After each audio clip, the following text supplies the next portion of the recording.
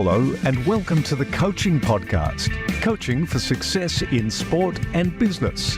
Your host is Emma Doyle, the energy and high performance under pressure coach who is a world leader in unleashing human potential. Buckle up for this high octane session. Let 'em have it, coach. G'day everybody and welcome to the Coaching Podcast. I'm Coach Em and today I have my two dear friends on the show, Helen Rice and Saskia Rice-Schaffeler. So great to have you both here. We did just catch up for dinner in Adelaide, so it just feels like an extension of that conversation. And both of these amazing ladies, mother-daughter combination, you probably noticed with the rice there, have been coaching for many, many years. Helen, over 45 years, she set up the Helen Rice Tennis School. And how cool that her son Stefan, along with Saskia, have now really stepped in. So we're going to talk about legacy and things like that. But they're both qualified tennis coaches, talent development coaches, and so many other things that we will discuss on the show today. So first of all, Helen, welcome to the show. Thanks, Em. Great to be here. Really excited. And Saskia, thank you for being here as well. Thank you. Looking forward to it. All right. Well, my first pattern break question, bit left of center, girls. Saskia, I'm going to go to you first. If you fully own tennis, what happens? I think everything is smooth. And Helen, with that same question with coaching in mind, have you ever taken a lesson where you like everything just was in flow? And what did that feel like? Well, that feels amazing when that happens. Yeah, it has happened naturally. And it's just really cool. You just sort of think it just, as you say, it's in flow and it has amazing results. I feel great. My student feels great. It doesn't always happen though. Yeah. Well, we're both golfers, so we know it definitely doesn't happen on the golf course and on the tennis court. So let's go first, Helen. 45 years when you set up the Helen Rice Tennis School in South Australia. Talk to me about why did you do that? Why did you start this amazing business? And you've had such an impact on so many people. But tell me about why did you get started? Well, I guess it goes back to just my love of tennis. I love playing. I did a bit of touring of Europe and did college in America. I had some bad injuries. I had to stop that. When we were at college or even touring with what's now known as Women's Tennis Foundation, the circuit that they had, the QBE sponsored circuit in the Eastern States, we did coaching in country centres. And I also did coaching at work experience with my coach here in Adelaide in year 10. And I love that. So I love coaching. I love the people. I love the adults and the kids. We did a bit at college as well. And when I came back with injuries, I was also working here in a sports store. So some guys, I was passionate about Aussie rules, and these guys played Aussie rules. They were at one of the big clubs here.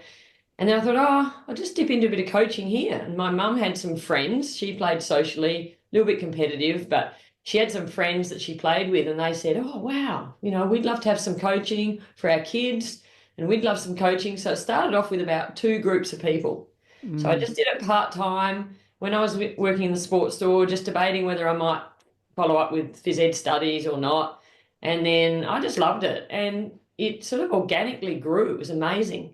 Yeah. So it was so much fun. I loved it. And then they had friends of friends, and so that's how it started. It started really small, just one group. Yeah. I always think of that story. It's actually a bit of a personal story of a failed business as well, where I won't use any names, but somebody I know bought one truck and then that went really, really well. And then they bought 2 trucks for this cleaning sort of business, and that went really, really well. And then they bought 10 trucks and the business failed. So, this whole concept of organic growth and just stretching and starting small and building layer by layer, there's a lot to be said about that before you sort of jump out of your comfort zone. So on that note, let's go straight there, Helen. Did you coach your children? Like, now you've got kids who, sporty. That's an assumption. But did you coach your kids or did you send them somewhere else? I started off coaching them, and they had lessons with either myself or some of the staff that I had, because I'd grown the business at that stage. And by the time I had the kids, and they had lessons either with them or with me. And then later on, Saskia in particular had another coach, Graham Neville, which a lot of people may know Graham. Yeah. And he was absolutely fantastic, because I just thought it needs to be more than me, because they would have different ears and also different respect for other coaches. And Steph probably had another coach in the tennis school a bit more. Heath was one of his main coaches, I reckon, and Mick.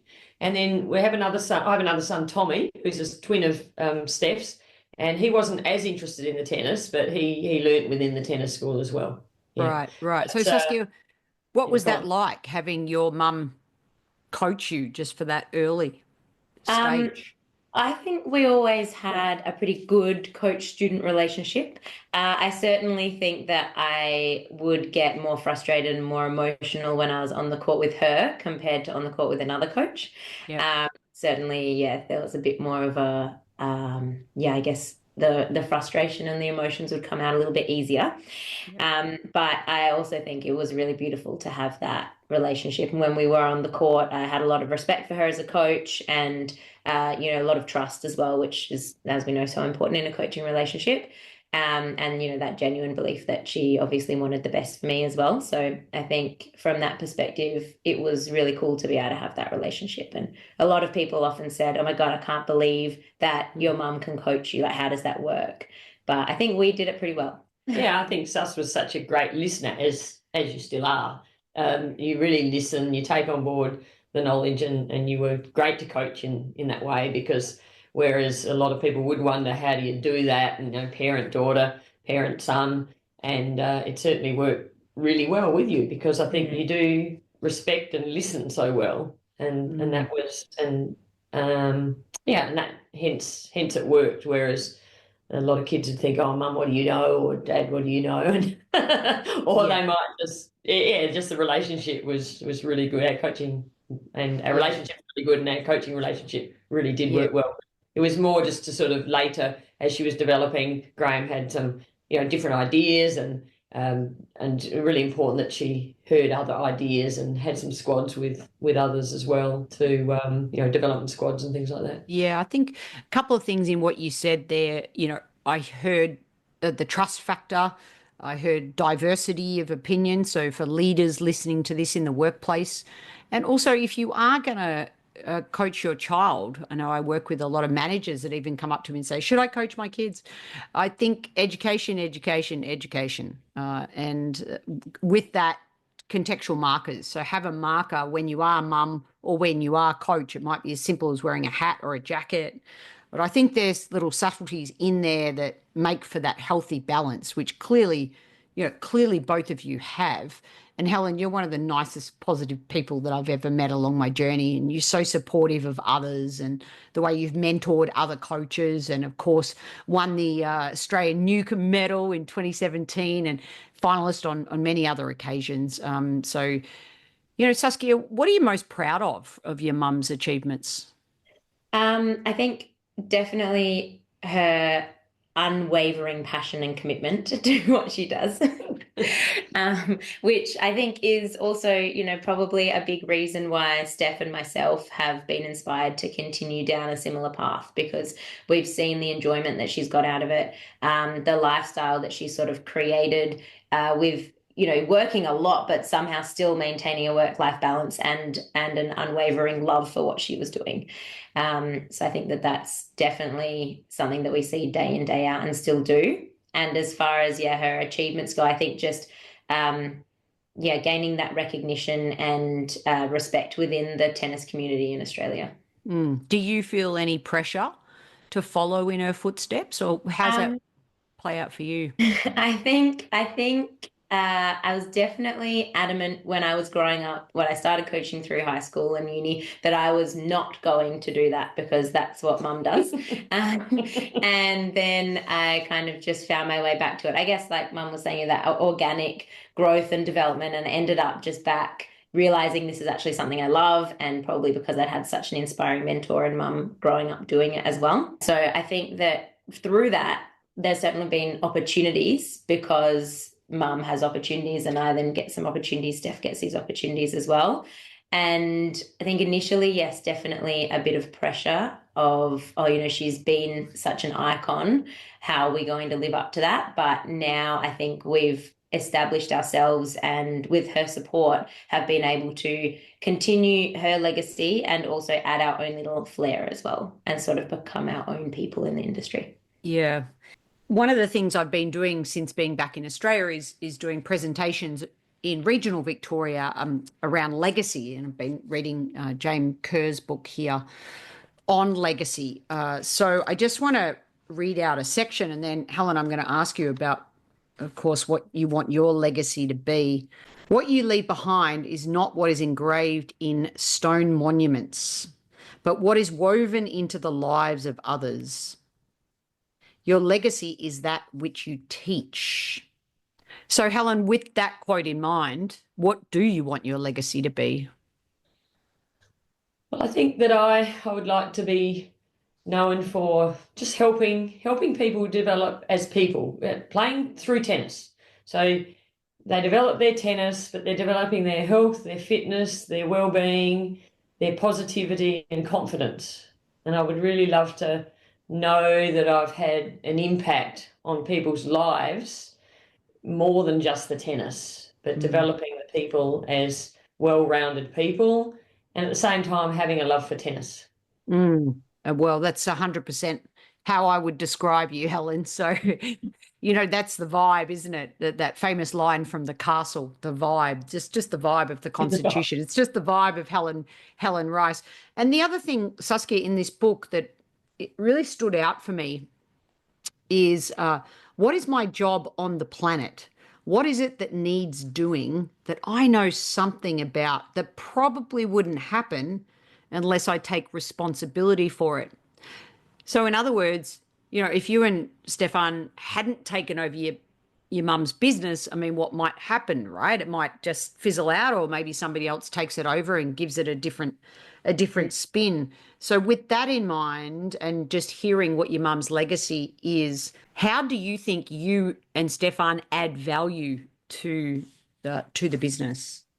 Yeah, I think that, of course, as far as coaching goes, we've grown up watching mum and what she's done in the business, and she's taught us so much. So from a coaching style perspective, we have a really good base of what she's taught us. And then what we can bring ourselves is something like, parts of our personality. I think Steph is very calm, very level-headed, very, sort of easygoing. And if there's any sort of issue that's coming up, he'll be very calm and composed about it. And I think I certainly bring in an element, which is probably almost sort of taking over a bit of what mum was doing as well, which is that organizing and managing people and that element. And I think having the two of us together just allows us to then reach more people. And both of us are, I guess, inspired by mum, really passionate about people's health and fitness and well-being and their enjoyment, and, tennis as a hobby, and children being able to develop as people through the challenges that are, I guess, thrown at you on the tennis court as well. An amazing game like that. It's a game, when you really analyze it, there's so many life lessons in it, aren't there? Resilience, win every point one plays is a little mini win or mini loss, and how you be around those wins, but those losses as well. Team, social, fun, disappointment, excitement, they're all there. Yeah. Really gives you micro moments to get over yourself, because almost every second point you're coming second in the rally, aren't you? I mean, generally speaking. So yeah, I think that all three of us are very much like client first, or we're there to support the development of the people and the players. It's not about us on the tennis court. It's about what we can give to them. I think we're all really passionate about helping and giving to these people. I think the other thing to add to that, and that's what's kept me going and inspired me, and I think Sus and Steph are the same. They're really lifelong learners, and so we're always looking to learn something. And I've felt over the years I've loved attending workshops, or whether it be seeing videos or clips or books or something to improve, or talking to people, talking to colleagues a lot to improve my coaching, but also the way maybe I operate. And I really see that with Sus and Steph as well. They love learning and then transferring that to the people, giving that to the people. And I think, take a big step back. When I first started, I remember someone saying, well, what will you do when you're 25 or when you're 30? And I thought, oh, I hadn't really thought about that, but I just still loved, and as the business grew, I did educate myself more and more and really loved that. I don't think I would have been able to do it if I'd just been stuck in a hole somewhere and I coached the same as you did 20, 30 years ago.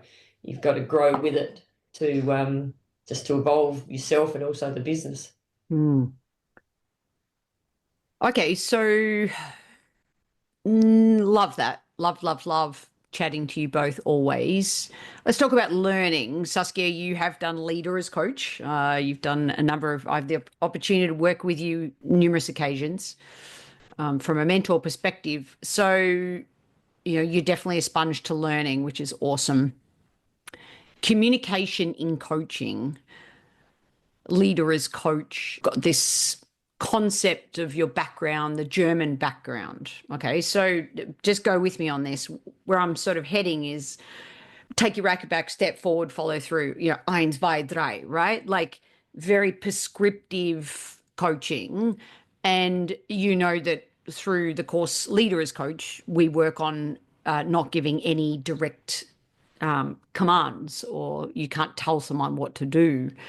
Where have you landed in the whole communication piece around having this influence? Also, maybe perhaps a little bit of your experience of when you were in Germany. Could you share where you've landed with communication in coaching? Yeah, so I think I have had a number of different influences in this space. Again, starting with mum throughout coaching and the concept of guided questioning, which is then obviously with you and the mentor relationship that we had, sort of emphasized that and continued to build on the questioning with Leader as Coach as well. And as you said, not having that direct feedback, but sort of encouraging the player or the student to find the answers through perhaps a drill that you've set or the guided questioning, and being able to get them to find that within, which I think is really, really important. Then the experience that I had in Germany, so I think I would say fluent in conversational German, but not fluent in tennis language. And I started coaching there in German and realized how much I was talking because I couldn't say some of the things I wanted to say. And through that, I think I really developed the ability to demonstrate, simplify, sort of find a way to get the students to tell me the words that I needed to use and be able to get my message across in a different way, which was a really cool experience. It was quite daunting to begin with, and I definitely doubted myself at the start, thinking, I don't even know how to say that, or I'd do a literal translation, but that would actually mean something completely different. One of them, just a quick example, was I'd say in German, okay, you're trying to get 4 hits in a row. And their translation was that the way they interpreted it was that they had to land these 4 balls in a line. And then literal language. Trying to say, well, how would you say that? And the way that they'd say in German translates literally to 4 after another. So yeah, it was an eye-opening experience to say, okay, that's great. Not exactly. Yeah. It is, but Yeah. I think all of those experiences and courses, mentor relationships, I guess, yeah, mentor relationships with you and with mum have really helped with that communication piece and the ability to listen to what your student is wanting, is trying to say, is thinking, and then being able to communicate your message without just standing there and talking. Okay, so Helen, with that in mind, let's say you've got a student, and I'm sure over your 45 years you've come across somebody who doesn't want to be there, who is maybe parents are forcing them to come, or that their mindset is very negative. And I know that you live and breathe this positive mindset. So what are some of your tips and tricks to support coaches out there when they come across somebody who's just coming to coaching to go through the motions?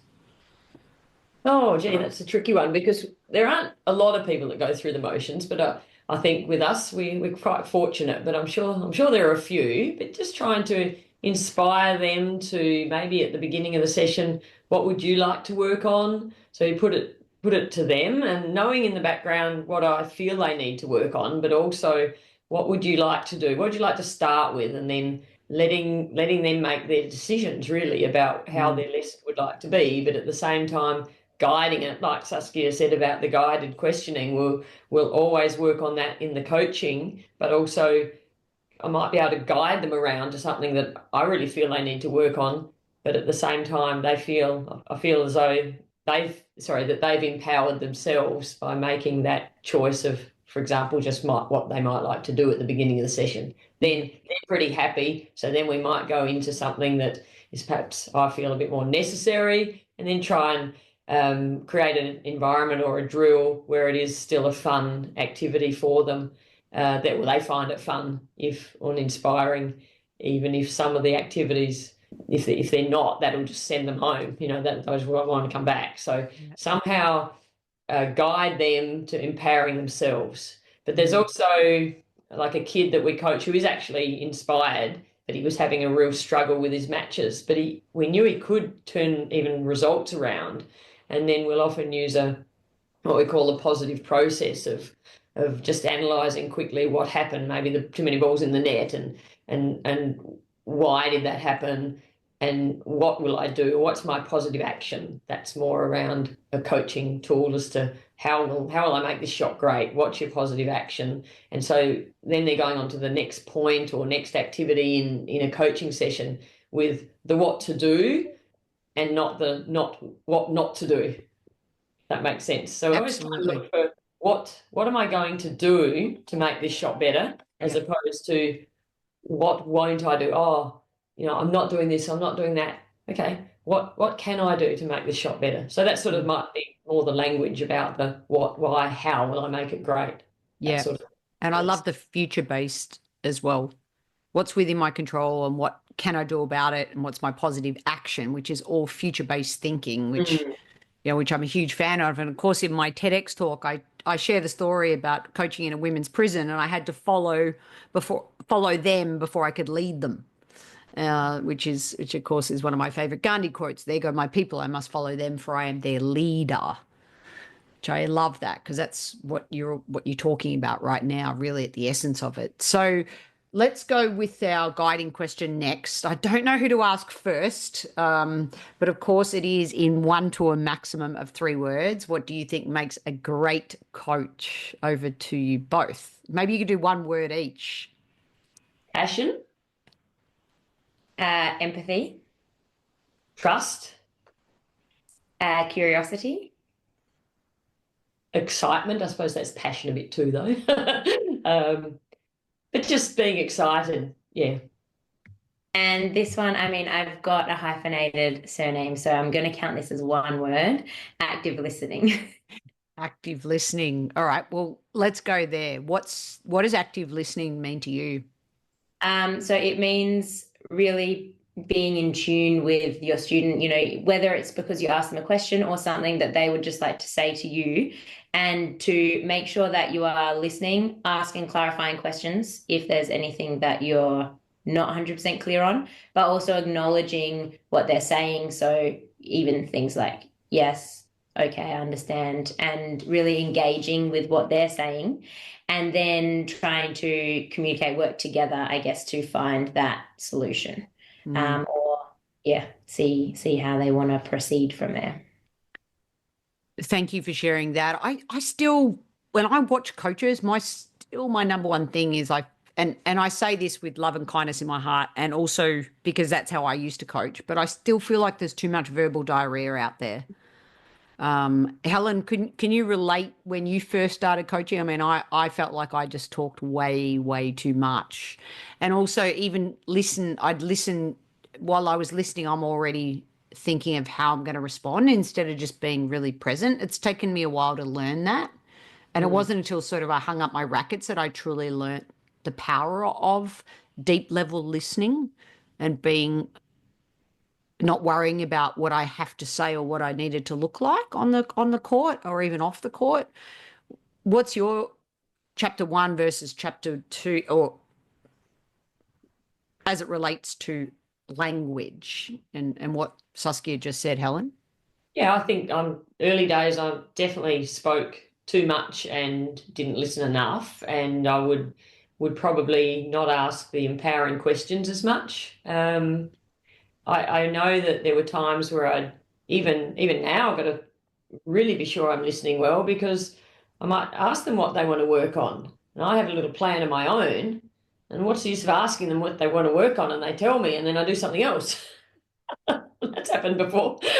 So now I really make sure that I do listen to what they say and we do work on that.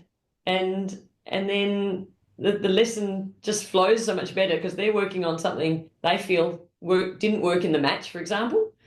And then we address that. And then I might also say, oh, what about this and this as well? And then we'll come together and work on other aspects that I feel continue to work on the strength a bit more and develop different tactics or whatever. But I think I've become a better listener without a doubt. But it still needs work. I think it always needs work. Yeah, it's a daily practice. That's why my book, they're called practices, not chapters, as you both are well aware. All right. Can I Okay. just add one more little thing as Yeah, well? please. Listening goes, because when I was thinking about the things that make a great coach, and communication was the first thing that popped into my head. But I then sort of thought about, I don't know if communication is quite what I'm looking for, because people will think they're great communicators. And like you said, it's just verbal diarrhea. Like, yes, they are well spoken. They have a lot to say, but it doesn't necessarily mean they're communicating well. And something that you talk about a fair bit on your podcast as well is that power of the pause. You know, you say something and you take a moment, or you listen to someone and then before you instantly say the first thing that you thought to say back to them, you just take a moment and say, hang on, is that really what they wanted? What were they trying to say? Have I interpreted that correctly? And understand and see if they've also understood what you were trying to say, interpreted that the right way. Because I think there can be so many times where you'll say something and then your student won't have understood it the way that you intended. And then you have this complete misalignment of what has been trying to be communicated. And that's where that questioning, a guided questioning, active listening, all of that sort of ties together. Yeah, that's absolutely. a really big one. I think that interpreting over the years, I feel that's really hits it there, Sus, that, have they interpreted what you want to say? And I feel a good coach, and I feel I've done this pretty well, that what I might say to Saskia might be completely different to what I say to you, Emma. And truly treating the individual as an individual and understanding that their brain might operate totally differently and that they might interpret something differently. And so there's this whole, book of ways of saying in my head of saying things, okay, that's that player and that's that player. I'm going to explain it this way to that player and a different way to another player. And I guess that's where that empathy and understanding comes in as well, because you have to be able to feel what the other person is like, what their personality is like, and how they're going to understand. Yeah, definitely. And I find it fascinating now, after coaching for so many years, I may even come up with something and I think, I've never said that before. And that's bizarre in my own head. And I actually sometimes say to the student, I've been coaching all these years and I've never put it that way. And also going back to something, Saskia, you said earlier around gaining the words from when you were coaching in Germany from them. Yeah. How does that feel? Because we're not inside the player's body, or even, and managers and leaders listening to this, you're thinking, what can you learn from a tennis coach? Actually, I'll throw that question over to you. So if a manager and a leader is listening to what we're talking about, this rich conversation around communication, what can they learn from tennis coaches, Helen? Well, I think there are just 1,000 ways to skin a cat, so to speak, in that there are many, many different ways of presenting, explaining what you're wanting to say, and not to get stuck in sort of one rut and say it one way. But there are so many different ways and so many different ways that you can say things or also demonstrate, not only verbally, but showing people. Yep. I think that's even why podcasts have been so successful, isn't it? It's just another medium through which people can, of course, learn. There's so much content out there. And as most of you know, this is a labor of love. And I share this message for that very reason. How can we develop more skills, more tools in our toolkit, for sure? Anyone in that like leadership, coaching, tennis coaching, we're all essentially in the people industry, and the more we can learn from each other through millions of different experiences that we're all having out there, the more we can sort of all get better together as well. Yeah, absolutely. We're in people business. We're sort of in a hospitality business in a way, aren't we? In that we want to give people a good experience, and if we continue to give people a good experience, then they'll continue to come back, and they want to get away from their issues and their problems, and hopefully they can do that when they come along to their tennis, whether it be lessons or fitness through cardio tennis or adult social groups and all sorts of things. But also developing kids from such a young age too, and that's a different communication when you're talking to the 3 and 4 year olds, 5-year-olds, than when we're talking to the adults. Yep. Having that as far as other leaders and managers that may be listening, they're just so many different people we're dealing with, age groups, intellects, all sorts of things. We need to treat those people as the individuals out there. Absolutely. Great messages. And of course, we need to give Coach Connect a shout out. Again, that's how our mentoring relationship began, Saskia and I, through Coach Connect, Tennis Australia, and the work that they're doing to support women, all our Coach Connect listeners out there. And Helen, you're on the board of the Women's Tennis Foundation, and shout out to Bridget and, of course, Maguire and Nicole Pratt, who's now gone into the president role. So with that, Helen, could you just, and thank you, by the way, for always inviting me to be on your table each year, and a big supporter, of course, and always will. So could you just share maybe one of the missions of the Women's Tennis Foundation, just something, and why are you on the board? Well, I'm on the board because I'm passionate, one, about tennis, but also about women's tennis, and see if we can get more females in all sorts of roles in tennis. But we also really want to help those players that are up and coming, trying to make it on the tour. So our primary role is to raise funds for what we call our scholarship fund, and we look to offer between 4 and 6 scholarships a year. They're financial. It's not a huge amount, but it helps, whether it helps with some physio or massages or extra coaching, a little bit of travel expense.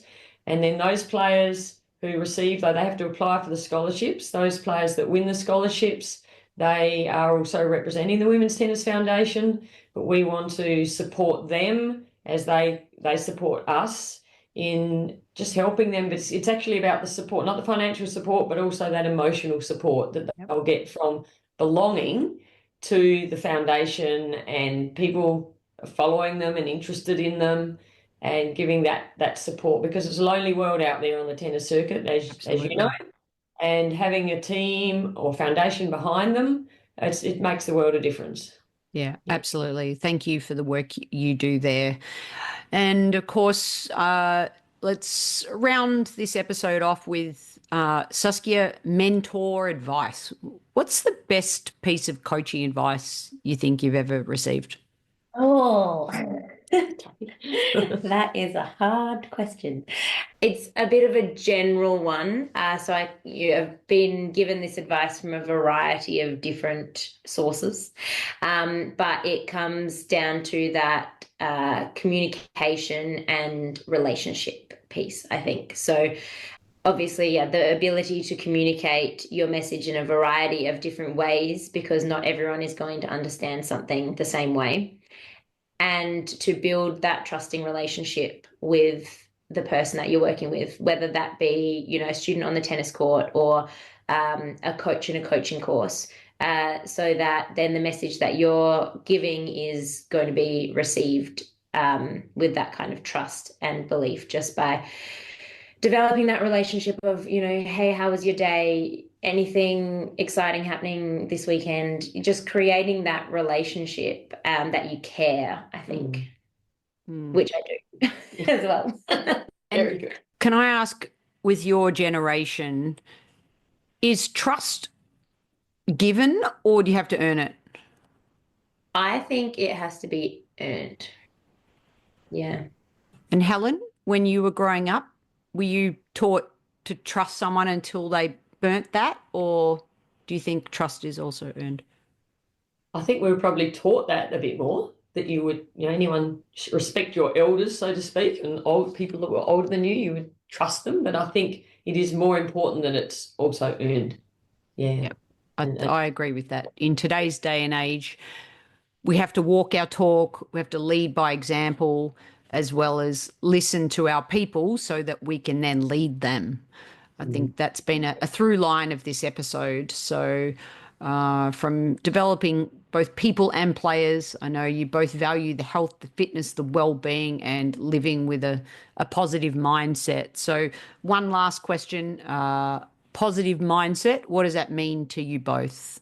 I think that means to live out of integrity, so honesty, passion, and really looking on there's always a left road and a right road.